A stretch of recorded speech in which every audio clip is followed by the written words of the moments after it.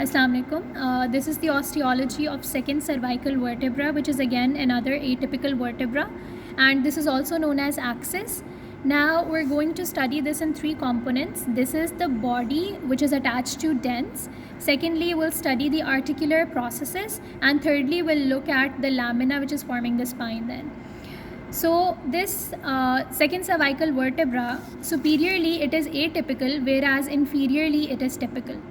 So superiorly we can see, first if we discuss the body, so body is not well defined, as superiorly it is fused or merged with dents, and this dents is actually the process or the bony protrusion that has to articulate with the with an oval facet which is present on the posterior surface of the anterior arch of first cervical vertebra.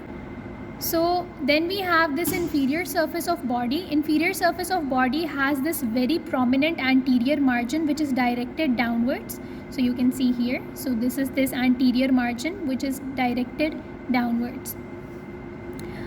Now we have this anterior surface. Anterior surface has got this prominent anterior ridge. Now moving towards these articular processes, first we have these superior articular processes which are actually concealing the pedicles, and these are present anteriorly. These are present more anteriorly than the inferior articular processes. So on the inferior surface we can see that these are the inferior articular processes which are typical in nature. So these superior articular processes are going to articulate with the inferior articular processes on the first cervical vertebra, and these inferior articular processes are going to articulate with the superior articular processes present on the third cervical vertebra. So we're done with the articular processes. Now here we have these transverse processes. So as you can see that these transverse processes are really small and they are directed downwards. They're directed a bit more downwards, and they also have this foramen transversarium, which is typical to all cervical vertebrae.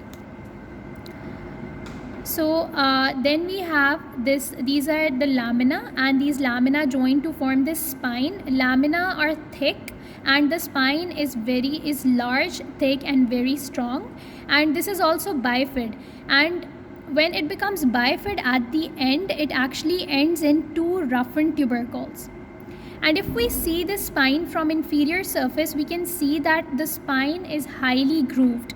So here we can see these are grooves present. So it is highly grooved.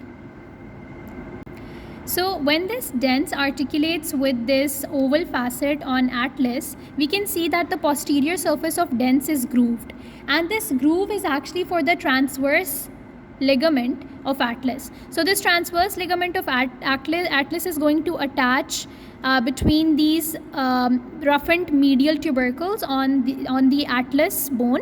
So this transverse, when this transverse ligament is going to pass through the posterior surface of dents bone, so here is the groove for it. And this is all about the second cervical vertebra or axis.